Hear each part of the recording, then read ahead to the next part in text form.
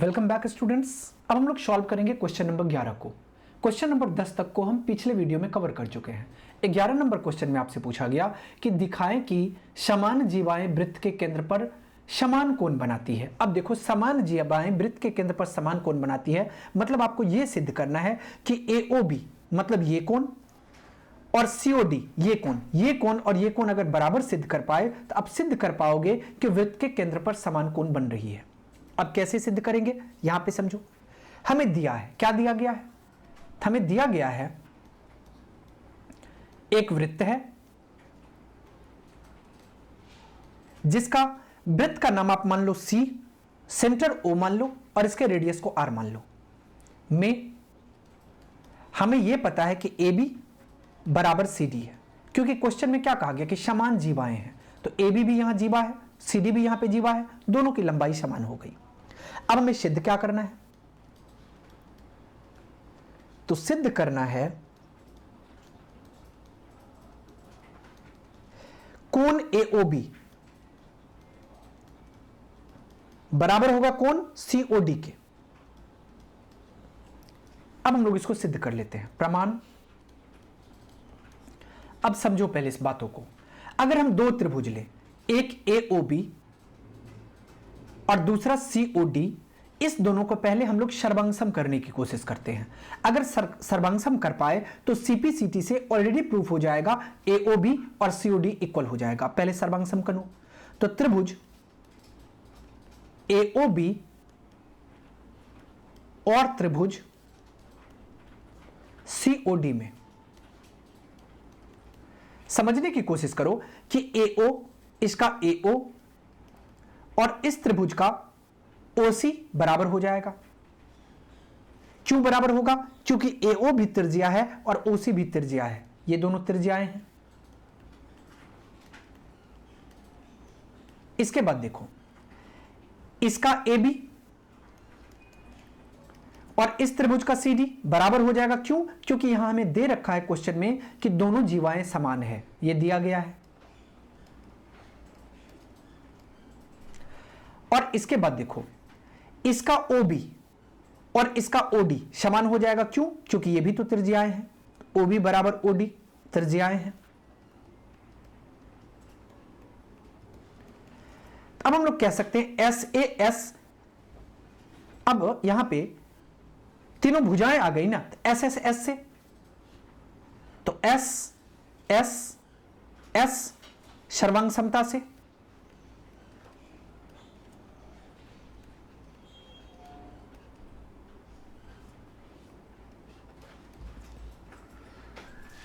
हम लोग कह सकते हैं कि त्रिभुज A, O और B समरूप हो गया किसके? त्रिभुज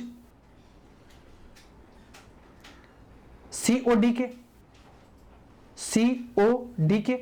अब जब दो त्रिभुज समरूप होते हैं तो आपको पता है कि उसके सारे कोरस्पॉन्डिंग पार्ट्स भी इक्वल हो जाते हैं।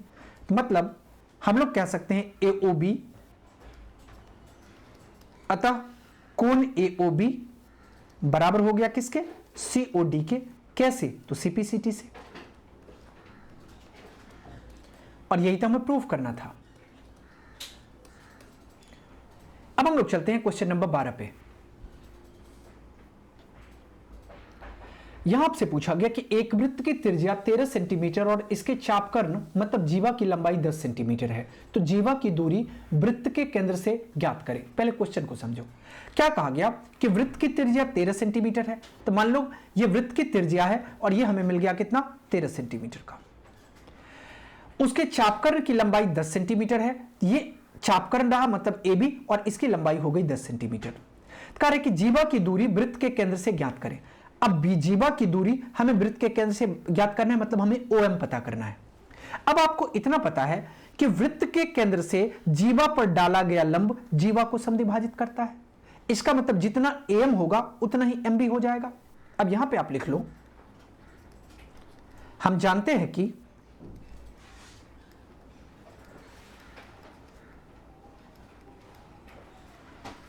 वृत्त के केंद्र से जीवा पर डाला गया लंब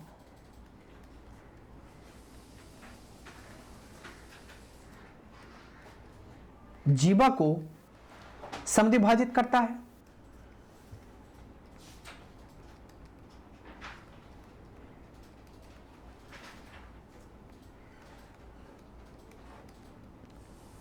करता है तो ये देखो कि ए बी कितना है, ए बी आपको 10 सेंटीमीटर दिया गया, इसका मतलब ए एम कितना होगा, तो 10 सेंटीमीटर का आधा हो जाएगा, इसीलिए ए एम आ जाएगा आपको 10/2 सेंटीमीटर, मतलब आ गया आपको कितना 5 सेंटीमीटर का, ये आपको मिल गया 5 सेंटीमीटर।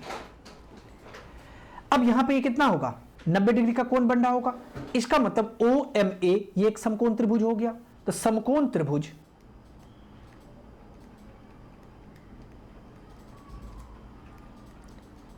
ए एम ओ में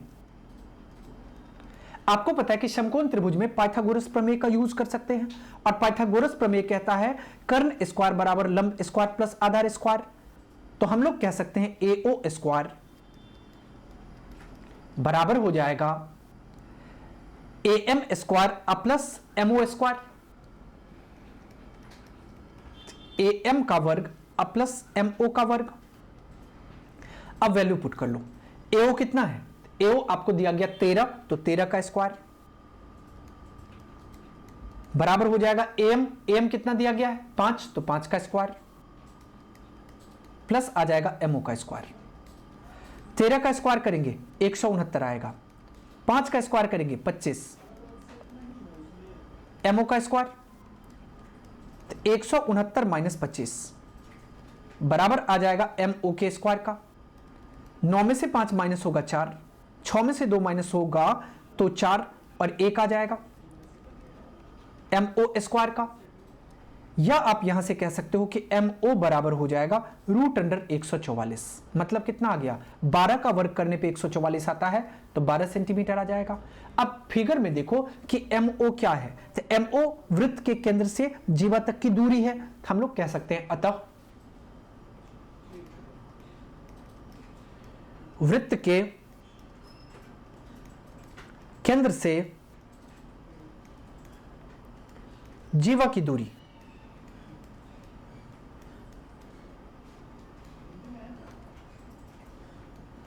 12 सेंटीमीटर है। ओके, अब हम लोग चलते हैं अगले क्वेश्चन की ओर। अगले क्वेश्चन में आपसे पूछा गया कि यदि दो चापकर्ण मतलब जीवा कटान बिंदु पर वृत्त के व्यास पर एक समान झुके हो तो सिद्ध करें कि दोनों जीवा समान है। दोनों जीवा आपको समान सिद्ध करना है। अब यहां पे सपोज करो कि ये ए रहा, ये बी है, इसको सी मान लो, और ये डी रहा, इसको एम मान लेते हैं, इसको एन मान लेते हैं और इसको ओ मान लेते हैं। बातें समझ में आ गई। अब क्या कहा गया कि यदि दो चापकर्ण मतलब जीवा, यहां पे दो जीवा आपको दिखाई दे रहा है, कौन सा, एक आपको दिखाई दे रहा है ए एम, दूसरा दिखाई दे रहा है ए सी। कटान बिंदु पर वृत्त के व्यास पर एक समान झुके हैं, यहां पे समान कोण से झुके हुए हैं व्यास के साथ, मतलब ये कोण और ये कोण बराबर हो गया। तो सिद्ध करना है कि दोनों जीवाएं समान होगी, तो आपको सिद्ध क्या करना है कि AB की लंबाई और AC की लंबाई समान हो जाएगी। अब कैसे सिद्ध करेंगे यहां पे समझो। हमें यह पता है यहां पे कि AD जो है वो व्यास है और AB और AC वृत्त की जीवाएं हैं। AB और AC जीवाएं हैं तथा AD व्यास है। ओके, और हमें क्या दिया गया कि ये कोण और ये कोण समान है, इसका मतलब कोण MAO बराबर हो जाएगा कोण NAO के। सिद्ध क्या करना है, सिद्ध करना है कि दोनों जीवाओं की लंबाई समान होगी, मतलब AB और AC समान हो जाएगी। अब इसके लिए हमने रचना किया, क्या किया, तो O से M पे लंब खींचा और O से N पे भी लंब खींचा। यहां से रचना में हमने क्या किया, तो OM लंब AB और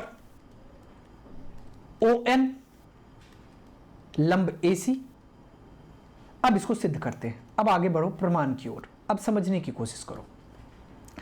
अब आप एक बार त्रिभुज AMO को ले लो, दूसरी बार त्रिभुज ANO को ले लो और इस दोनों त्रिभुज को सर्वांगसम करने की कोशिश करो। हम लोग लेते हैं त्रिभुज AMO और त्रिभुज ANO में। यहां से देखो कि इसका कोण M और इसमें इस त्रिभुज में कोण N, ये दोनों बराबर होगा। क्यों? क्योंकि दोनों 90 डिग्री का होगा। ओके, यहां से हम लोग कह सकते हैं कोण AMO बराबर हो जाएगा कोण ANO के, क्योंकि दोनों कितना का है, 90 डिग्री का है। इसके बाद इसमें भी भुजा AO, इसका भी भुजा AO और इसका भी भुजा AO। AO और AO कॉमन है, इसको आप लिख लो उभयनिष्ठ है, कॉमन या उभयनिष्ठ। अब देखो कि इसका कोण MAO ये कोण और NAO ये कोण, ये आपको क्वेश्चन में बताया गया कि दोनों बराबर है। कोण MAO बराबर कोण NAO ऐसा दिया गया है, दिया गया है। हम लोग कह सकते हैं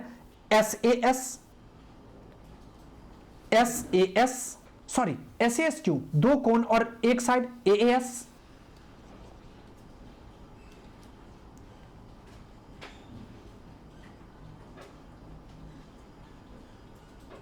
AAS सर्वांग समता से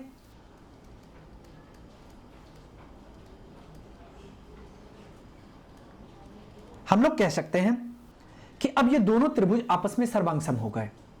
तो त्रिभुज AMO सर्वांगसम हो गया त्रिभुज ANO के। और आपको इतना पता होगा कि जब दो त्रिभुज सर्वांगसम होते हैं तो इसके कॉरस्पॉन्डिंग पार्ट्स भी आपस में इक्वल हो जाते हैं। इसका मतलब यहां से AM और बराबर किसके आ जाएगा, AN के, CPCT से। अब AM और AN अगर बराबर हो गया तो हम लोग जानते हैं कि वृत्त के केंद्र से जीवा पर डाला गया लंब जीवा को समद्विभाजित करता है। यहां से AM और AN बराबर है, इसीलिए AB और AC भी बराबर हो जाएगा। यहां पे लिख लो, हम जानते हैं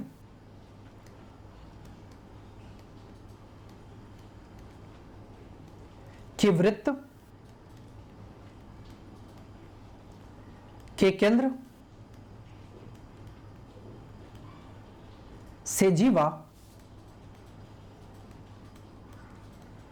पर डाला गया लंब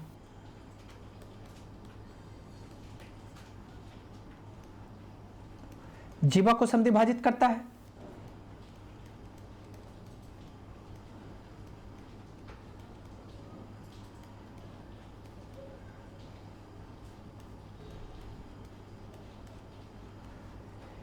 करता है, इसीलिए हम लोग कह सकते हैं AM और AN बराबर हो जाएगा। अब AM और AN अगर बराबर है तो हम लोग ये भी कह सकते हैं कि AB और AC भी बराबर हो जाएगा। और यही तो आपको प्रूफ करना था। ओके, अब हम लोग चलते हैं अगले क्वेश्चन की ओर।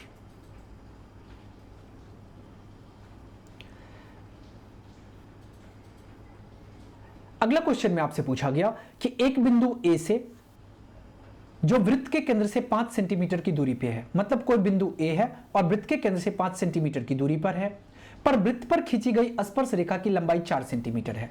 अब वृत्त पर खींची गई स्पर्श रेखा क्या है, AB है, लंबाई कितनी है, 4 सेंटीमीटर है। तो वृत्त की त्रिज्या ज्ञात करिए। तो मतलब आपको OB पता करना है, मतलब वृत्त की त्रिज्या ज्ञात करनी है। अब कैसे पता करेंगे? अब आपको यह पता है कि वृत्त की त्रिज्या और स्पर्श रेखा के बीच 90 डिग्री का कोण बनता है, अर्थात लंब होती है। तो ये आपको 90 डिग्री आ गया, मतलब OBA एक समकोण त्रिभुज हो गया। और समकोण त्रिभुज हो गया तो यहां पे पाइथागोरस थ्योरम का प्रयोग करेंगे, जिसमें हमें दो भुजा पता है तो तीसरी भुजा आसानी से पता कर पाएंगे। यहां से समकोण त्रिभुज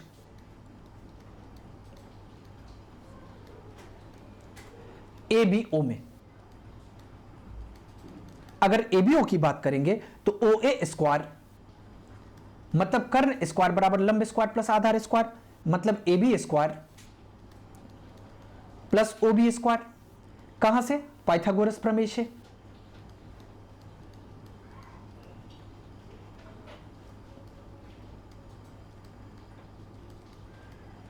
पाइथागोरस प्रमेय से। अब OA स्क्वायर कितना आ गया? 5, तो 5 का स्क्वायर। AB स्क्वायर कितना है? 4, तो 4 का स्क्वायर। और OB कितना है? नहीं पता। 5 का स्क्वायर करेंगे तो 25, 4 का स्क्वायर करेंगे 16, और ये आ जाएगा OB स्क्वायर के। इसको हम लोग लिख सकते हैं 25 माइनस 16, OB स्क्वायर आ जाएगा। या आप इसको सॉल्व करोगे तो OB बराबर कितना आ गया? तो रूट अंडर 25 माइनस 16 तो 9, यहां से आपको आ गया रूट अंडर 9 का मतलब 3 का वर्ग होता है 9, तो 3 आ गया। हमें क्वेश्चन में क्या पूछा गया था? त्रिज्या ज्ञात करिए। तो हम लोग कह सकते हैं कि वृत्त की त्रिज्या कितनी आ गई? तो वृत्त की त्रिज्या बराबर ये 3 सेंटीमीटर आ गई। बातें समझ में आ गई? अब हम लोग चलते हैं अगले क्वेश्चन की ओर। अगला क्वेश्चन में आपसे पूछा गया कि यदि TPTQ केंद्र O वाले किसी वृत्त पर दो स्पर्श रेखाएं इस प्रकार है कि POQ बराबर 110 डिग्री, तो PTQ ज्ञात करिए। अब आपको क्या कहा गया कि PT और TQ दो स्पर्श रेखाएं हैं, और आपको इतना पता होगा कि किसी बाहरी बिंदु से अगर वृत्त पर स्पर्श रेखाएं खींची जाए तो दोनों स्पर्श रेखाओं की लंबाई समान होती है, मतलब ये और ये समान हो जाएगा। अब कहा गया कि POQ 110 का है, ये 110 का है। आपसे PTQ एंगल पूछा गया, मतलब P, T और Q ये कितना का होगा। अब एक चीज समझो कि ये आपको पता होगा कि वृत्त की स्पर्श रेखा और त्रिज्या के बीच कैसा संबंध होता है, तो 90 डिग्री का होता है, क्योंकि आपको पता है कि वृत्त की त्रिज्या स्पर्श रेखा पे लंब होती है। यहां पे भी आपको 90 डिग्री आ गया, और यहां पे भी कितना आ गया? 90 डिग्री का आ गया। इसका मतलब हम लोग कह सकते हैं चतुर्भुज POQT में, POQT में कह सकते हैं कि चारों भुजाओं का सम कितना होगा? 360 डिग्री होगा। अब 360 डिग्री में हमको तीन भुजा पहले से पता है। कौन सम? ये सॉरी, तीन कोण का सम कितना होता है? 360 डिग्री। एक ये कोण, एक ये कोण, एक ये कोण और एक ये कोण, सबका सम कर लो और ये आ जाएगा 360 के बराबर। यहां से हम लोग कह सकते हैं एंगल टी का मान निकाल सकते हैं आसानी से। अब आ जाओ आप चतुर्भुज POQT में, चतुर्भुज POQT में हमें पता है कि चतुर्भुज के सभी कोण का योग 360 डिग्री होता है, मतलब कोण POQ प्लस कोण TOQ, सॉरी TQO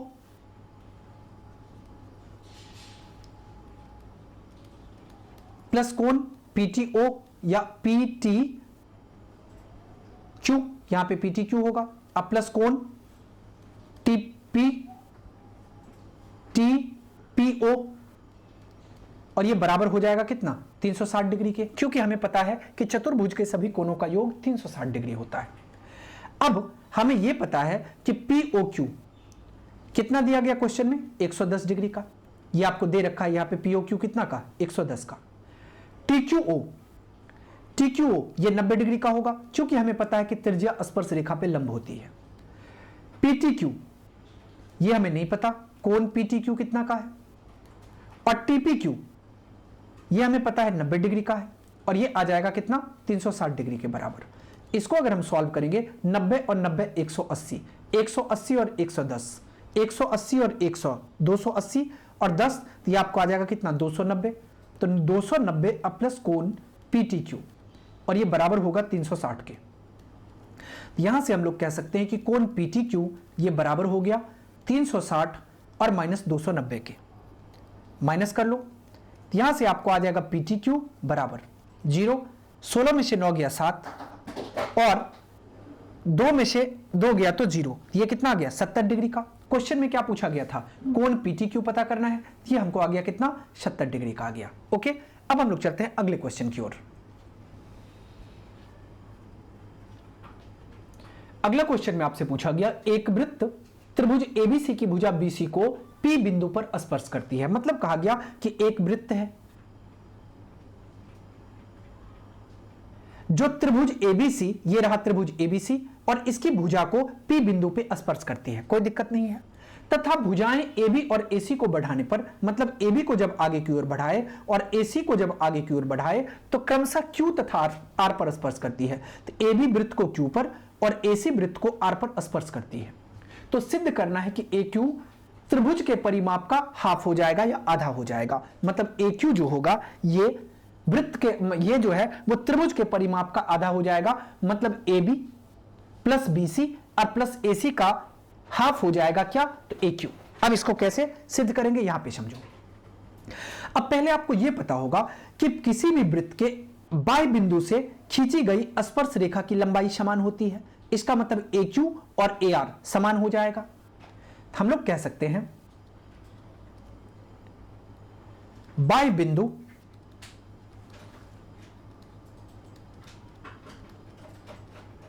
से वृत्त पर खींची गई स्पर्श रेखा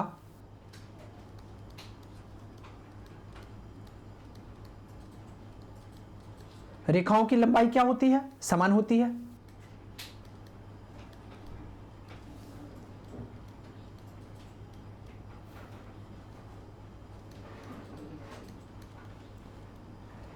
यहां से बाह्य बिंदु क्या है, ए है, तो ए से क्यू और ए से आर स्पर्श रेखा है। यहां से आप कह सकते हो ए क्यू और ए आर समान हो जाएगा। इसको समीकरण 1 मान लो।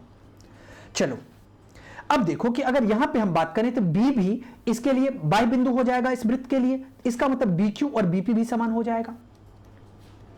बी क्यू बराबर बीपी, समीकरण 2 मान लो।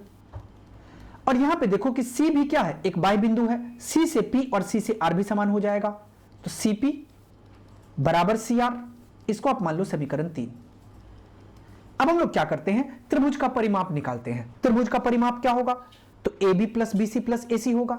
तो त्रिभुज एबीसी का परिमाप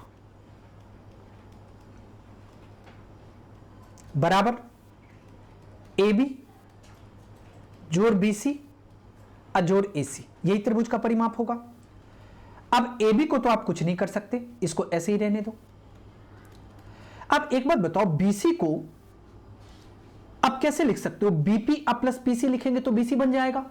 इसको हम लोग क्या लिख सकते हैं, बीपी और प्लस पीसी, और एसी को भी एसी ही रहने दो, कोई दिक्कत नहीं है। अब समझने की कोशिश करो। अब एबी को एबी रहने देते हैं। अब हम बीपी के जगह पे बीक्यू लिख लेते हैं। अब बोलोगे सर क्यों और कैसे। अब बीपी देखो बीक्यू के बराबर है, समीकरण सॉरी। अब देखो बीपी बीक्यू के बराबर है, तो बीपी के जगह पे अगर बीक्यू लिखे तो आपको कोई दिक्कत नहीं है। और पीसी सीआर के बराबर है, और पीसी के जगह पे अगर हम सीआर लिख लें तो भी कोई दिक्कत नहीं है, प्लस एसी आ जाएगा। अब ये कहां से आ गया, तो समीकरण 2 और 3 से।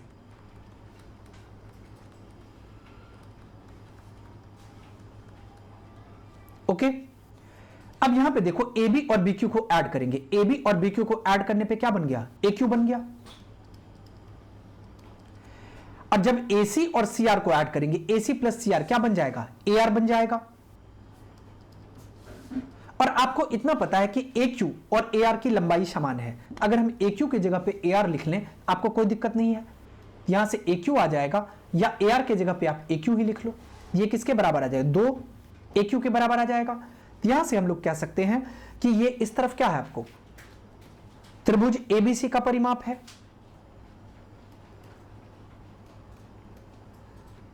परिमाप, तो इसको आप अगर इस तरफ करके लिखोगे तो ए क्यू कितना आ जाएगा, त्रिभुज एबीसी का परिमाप बट्टा 2 आ जाएगा। हम लोग कह सकते हैं कि ए क्यू बराबर हो जाएगा त्रिभुज एबीसी का परिमाप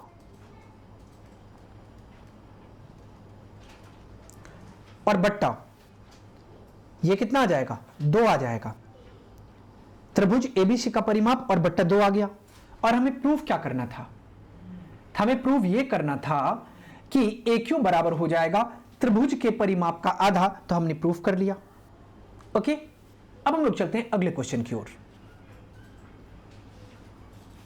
अगला क्वेश्चन में आपसे पूछा गया कि किसी वृत्त के केंद्र ओ पर उसकी एक जीवा क्यू आर, मतलब वृत्त का केंद्र ओ रहा, उसका जीवा क्यू आर रहा, ये इसका जीवा रहा, 130 डिग्री का कोण बनाती है। कितना का कोण बना रही है, 130 डिग्री का। Q और R की स्पर्श रेखाएं बिंदु P पर मिलती है। मतलब कहा गया कि Q और R इसकी स्पर्श रेखाएं कहां पे मिलती है, P पे जाके मिलती है। तो कहा गया कि Q P R बताएं, माप बताएं।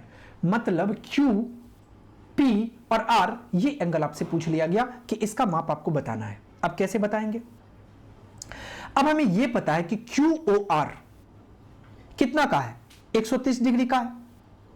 तो आपको यह पता है कि QOR और इस दोनों का सम कितना हो जाएगा, 180 डिग्री हो जाएगा। तो हम लोग कह सकते हैं चूंकि कोण QOR यह हमें पता है 130 डिग्री दिया है, तो हम लोग कह सकते हैं कि कोण QOR अब प्लस कोण QPR ये 180 डिग्री के बराबर हो जाएगा। QOR कितना है, 130 प्लस QPR और ये बराबर हो जाएगा 180 डिग्री के। या आप कह सकते हो कि QPR बराबर हो जाएगा 180 माइनस 130 के, मतलब कितना के, 50 डिग्री के। QPR कितना का आ गया, 50 डिग्री का। ये तो रहा आपका फर्स्ट मेथड।